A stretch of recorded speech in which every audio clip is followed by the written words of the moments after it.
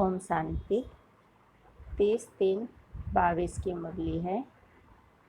मीठी वाणी बाबा की बाबा से सुनेंगे। मीठे बच्चे, तुम बाप के बने हो। इस दुनिया से मरने के लिए ऐसी अवस्था पक्की करो जो अंत में बाप के सिवाय कोई भी याद न आए। प्रश्न है, सबसे तीखी आग कौन सी है जो सारी दुनिया को इस समय लगी हुई है? उसको बुझाने का तरीका सुनाओ। उत्तर में कहा बाबा ने, सारी दुनिया में इस समय काम की आग लगी हुई है। यह आग सबसे तीखी है। इस आग को बुझाने वाली रूहानी मिशन एक ही है। इसके लिए स्वयं को फायर ब्रिगेड बनाना है। सिवाय योग बल के यह आग बुझ नहीं सकती। काम विकार ही सबकी सत्यानाश करता है। इसीलिए इस भूत को भगाने का पूरा पुरुषार्थ करो। गीत चला, महफिल में जल उठी समा। ओम शांति। फिर बाबा कहते हैं, जो अच्छे अच्छे सर्विसेबल बच्चे हैं वह इस गीत के अर्थ को अच्छी रीति समझ जाते हैं। इस गीत को सुनने से सारे सृष्टि चक्र रचता और रचना के आदि मध्य अंत को जाना जाता है। गीत बजाया जाता है कि मनुष्य जान जाए किस द्वारा, ज्ञान के सागर द्वारा बच्चे जानते हैं कि हम बाप के बनते हैं। इस पुरानी दुनिया से मरकर अपने परम धाम में जाने के लिए। फिर बाबा कहते हैं, यह पुरुषार्थ और कोई करा न सके सिवाय एक बाप के। बाप कहते हैं, मेरा बनने से तुमको इस दुनिया से मरना होगा। पिछाड़ी में ऐसी अवस्था पक्की होनी चाहिए जो सिवाय एक बाप की याद के और किसकी भी याद न आए। तुम बच्चे जानते हो, समा आई है परवानों को साथ ले जाने के लिए। परवाने तो ढेरों के ढेर हैं। प्रदर्शनी में भी देखो कितने ढेर आते हैं। कई बच्चे तो प्रदर्शनी का अर्थ भी नहीं समझते होंगे। पुरानी दुनिया को फिर नई दुनिया बनाने की प्रदर्शनी। पुरानी दुनिया का विनाश हो, नई दुनिया की फिर स्थापना कैसे होती है, यह संगम पर ही दिखाया जाता है। दोनों इकट्ठे तो हो न सके, एक खत्म होनी है जरूर। तुम्हारे में भी जो अच्छे अच्छे बच्चे हैं वह जानते हैं राम राज्य अर्थात नई दुनिया स्थापन हो रही है। फिर बाबा कहते हैं, राम राज्य स्थापन होने के बाद रावण राज्य खत्म हो जाएगा। जब तुम राम राज्य के भांति बनते हो तो तुम्हारे में कोई भी भूत नहीं होना चाहिए। भूतों को भगाने की कोशिश करनी चाहिए। पहले पहले काम अग्नि को बुझाना है। अपने लिए फायर ब्रिगेड बनना है। यह आग सबसे तीखी और बिल्कुल गंदी है। सिवाय योग बल के बुझा नहीं सकते। सो भी यही सवाल है सारी दुनिया का। सबको काम की आग लगी हुई है। इस आग को बुझाने वाली रूहानी मिशन एक ही है। उनको जरूर यहाँ आना पड़े। कहते भी हैं, हे पतित पावन आओ। पतित कामी को कहा जाता है। हे काम की आग भूत को भस्म करने वाले आओ। यहाँ मेजॉरिटी तो पतित है। भल कोई पवित्र रहते हैं। तुमको युक्ति बताता हूँ इनको कैसे बुझाओ। यह काम अग्नि भी सतो रजो तमो में आती है। फिर बाबा ने कहा, सतो प्रधान वह है जो बिल्कुल रह नहीं सकते, आग लगी रहती है। मनुष्य की सत्यानाश यह काम विकार करता है। सतयुग में कोई दुश्मन होता नहीं, वहाँ न रावण होता न मनुष्य के दुश्मन होते। तुम समझते हो भारत का सबसे बड़ा दुश्मन रावण है। खेल ही सारा भारत पर बना हुआ है। सतयुग में राम राज्य, कलयुग में रावण राज्य। कार्टून में भी दिखाया है, वह भी मनुष्य, यह भी मनुष्य। देवताओं के आगे हाथ जोड़कर जाकर कहते हैं, आप सर्वगुण संपन्न हो, हम पापी दुखी हैं। यह भारत श्रेष्ठाचारी पावन था जरूर, जहाँ देवी देवताएं राज्य करते थे। लक्ष्मी नारायण और राम सीता दोनों का राज्य था, है उन्हों का घराना। प्रजा का चित्र तो नहीं बनाएंगे। अब बाप कितना सहज करके समझाते हैं। समझाकर फिर कहते हैं, बुद्धि में धारणा होती है ना, जैसे मेरी बुद्धि में धारणा है। झाड़ ड्रामा की नॉलेज हमारे पास है, इसीलिए मुझे ज्ञान का सागर कहते हैं। सृष्टि के आदि मध्य अंत का ज्ञान मेरे पास है। मुझे पवित्रता का भी सागर कहते हैं। फिर बाबा कहते हैं, पतित पावन भी मुझे ही कहते हैं, जो आकर सारे भारत को पावन बनाते हैं। यह है राजयोग और ज्ञान। बैरिस्टरी पढ़ते हैं, उनको कहेंगे बैरिस्टरी योग, क्योंकि उस पढ़ाई से ही बैरिस्टर बन जाते हैं। यह बाप कहते हैं, तुम बच्चों को आकर राजयोग सिखाता हूँ। राजाएं भी सब भगवान को याद करते हैं। भगवान से क्या मिलेगा? जरूर स्वर्ग का वर्षा मिलना चाहिए।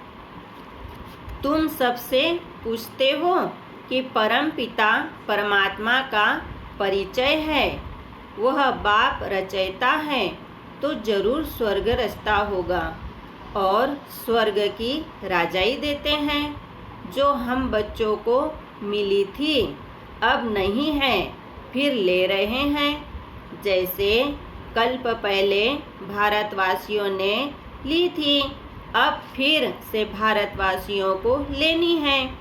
नारद का मिसाल तुम बच्चे भी पूछते हो, चलेंगे बैकुंठ, भगवान से नई दुनिया का वर्षा लेंगे। भारत को ही वर्षा मिला था, अब नहीं है और कोई को तो मिल न सके, क्योंकि भारत ही भगवान की जन्मभूमि है। तो चैरिटी बेगन्स एट होम यहाँ वालों को ही देंगे। फिर बाबा कहते हैं, परंतु बहुत बच्चियाँ समझा नहीं सकती हैं। बहुत बच्चों को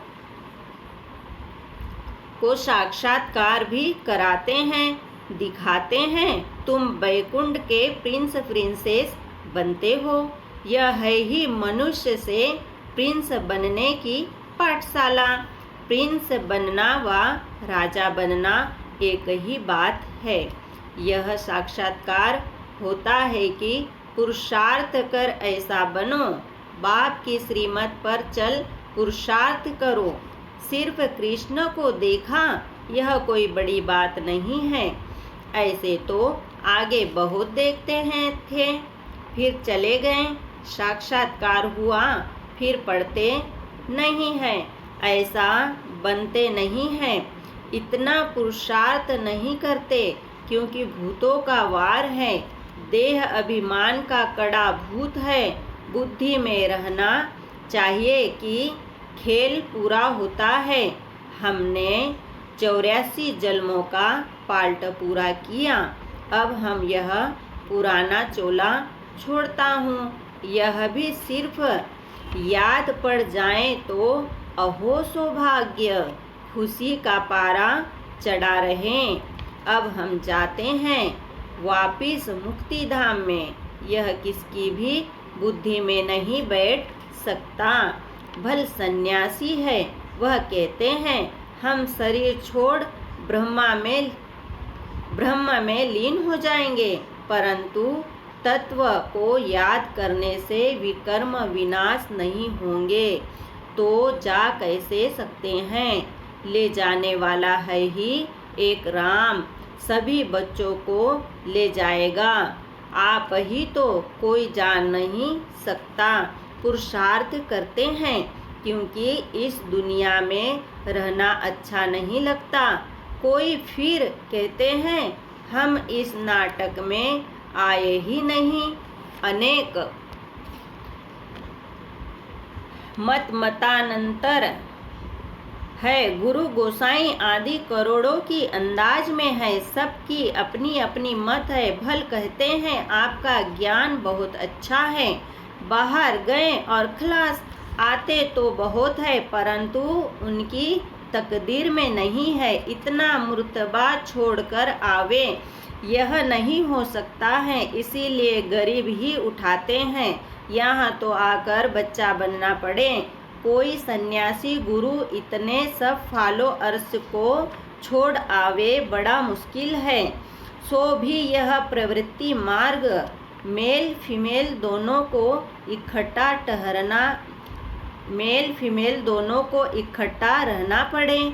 निश्चय बुद्धि वालों की झट परीक्षा ली जाती है। देखें, गुरुपना छोड़ते हैं, बाबा का बनना पड़ता है ना। बाबा किसको भी समझाने का सहज उपाय भी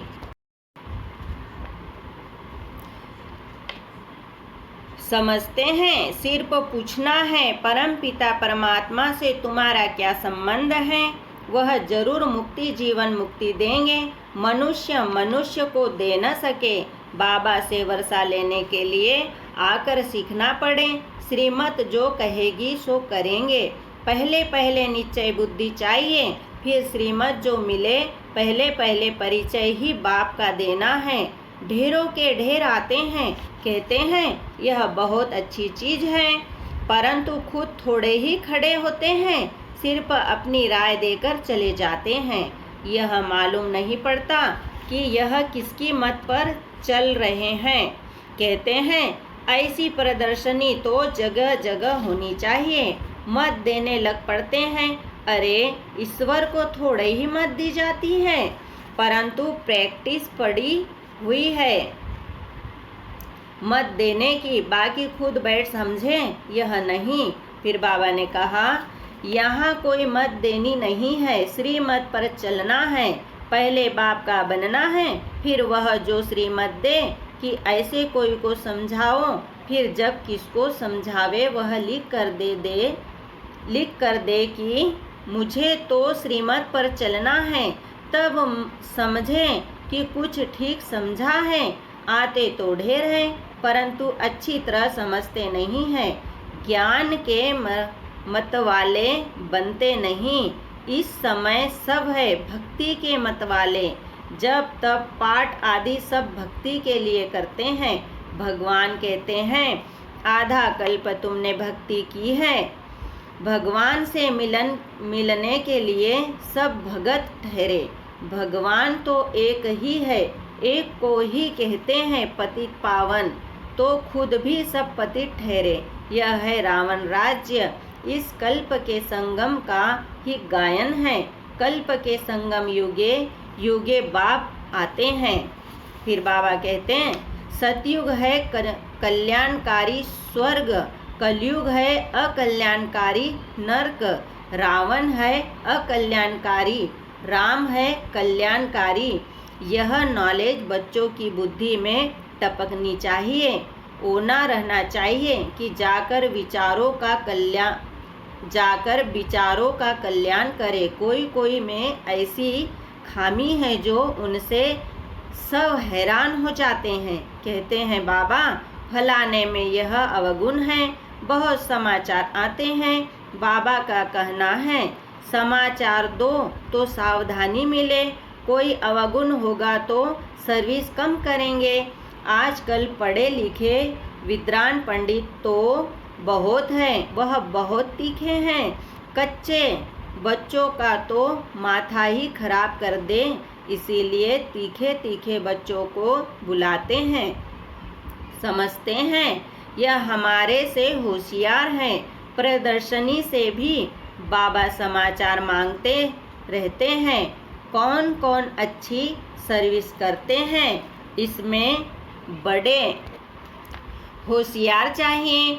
कोई बोले तुम शास्त्र आदि पढ़ते हो, बोलो यह तो हम जानते हैं, यह वेद शास्त्र जन्म जन्मांतर सब पढ़ते आए हैं। अभी हमको बाबा का डायरेक्शन है कि कुछ नहीं पढ़ो, मैं जो सुनाऊं वह सुनो, मेरी मत पर चलो, मुझे याद करो तो विकर्म विनाश होंगे। फिर बाबा ने कहा अभी मौत सामने खड़ा है, मैं आया हूँ तुमको ले जाने के लिए, मैं तुम्हारा बाप हूँ, तुमको मुक्ति जीवन मुक्ति दूंगा।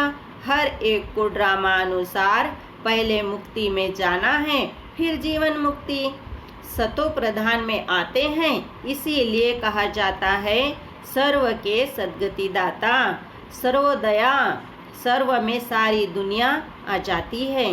सर्व माना सारी दुनिया का बाप समझाते हैं, वह सब है अल्पकाल हद की सर्विस करने वाले बेहद का सर्वोदया लीडर तो एक ही है, सारी विश्व पर दया कर विश्व को बदलने वाला है। तुम जानते हो बाबा हमको विश्व का मालिक बनाने आए हैं, एवर हेल्दी वेल्दी बन जाएंगे, परंतु इतना भी किसी को बुद्धि में नहीं बैठता। 2 अक्षर भी बैठे तो अच्छा है। हम भगवान बाप के बच्चे हैं, भगवान से स्वर्ग का वर्षा मिलना चाहिए, मिला हुआ था अब नहीं है, फिर मिल रहा है। बाप कहते हैं मुझे याद करो, वर्षे को याद करो, 1-2 को यही मंत्र दो, मैं तुम्हारा बेहद का बाप हूँ। धर्म स्थापन के लिए धक्के तो खाने पड़ते हैं, बुद्धि में यह रहना चाहिए कि अब नाटक पूरा होता है, बाकी थोड़ा समय है, जाना है अपने घर, फिर हमारा नए सिरे पार्ट शुरू होगा। यह बुद्धि में रहे तो बहुत अच्छा। तुम बच्चों के कदम कदम में पदम भरे हुए हैं, बड़ी जबरदस्त कमाई है। खुद भगवान कमाई करने की राय देते हैं, राय पर चलने से स्वर्ग में तो पहुंच जाते हैं, परंतु स्वर्ग में भी फिर उच्च पद पाना चाहिए। यह कमाई है चुपचाप करने की। कर्म इंद्रियों से कर्म करो, परंतु दिल साजन की तरफ हो, बस बेड़ा पार है। बड़ी जबरदस्त कमाई है। बाप की सर्विस में रहने से ऑटोमेटिकली बहुत आमदनी होती है। अच्छा, मीठे मीठे सिखिलिदे बच्चों प्रति माता पिता बाप दादा का याद प्यार और गुड मॉर्निंग। रूहानी बाप की रूहानी बच्चों को नमस्ते। हम रूहानी बच्चों की रूहानी बाप दादा को याद प्यार गुड मॉर्निंग नमस्ते। ओम शांति। धारणा के लिए मुख्य सार हैं। पहला पॉइंट है, अब यह नाटक पूरा हुआ, हमें वापिस मुक्ति धाम में जाना है। इस खुशी में रह पुरानी देह का अभिमान छोड़ देना है। दूसरा पॉइंट, एक बाप की मत पर चलना है। बाप को अपनी मत नहीं देनी है। निश्चय बुद्धि बन बाप की जो श्रीमत मिली है उस पर चलते रहना है। बहुत सुंदर वरदान है बाबा का। भिन्न भिन्न स्थितियों के आसन पर एकाग्र हो बैठने वाले राजयोगी स्वराज्य अधिकारी भव। वरदान का डिटेल है, राजयोगी बच्चों के लिए भिन्न भिन्न स्थितियां ही आसन हैं। कभी सोमान की स्थिति में स्थित हो जाओ तो कभी फरिश्ते स्थिति में, कभी लाइट हाउस माइट हाउस स्थिति में, कभी प्यार स्वरूप लवलीन स्थिति में। जैसे आसन पर एकाग्र होकर बैठते हैं, ऐसे आप भी भिन्न भिन्न स्थिति के आसन पर स्थित हो वैरायटी स्थितियों का अनुभव करो। जब चाहो तब मन बुद्धि को आर्डर करो और संकल्प करते ही उस स्थिति में स्थित हो जाओ।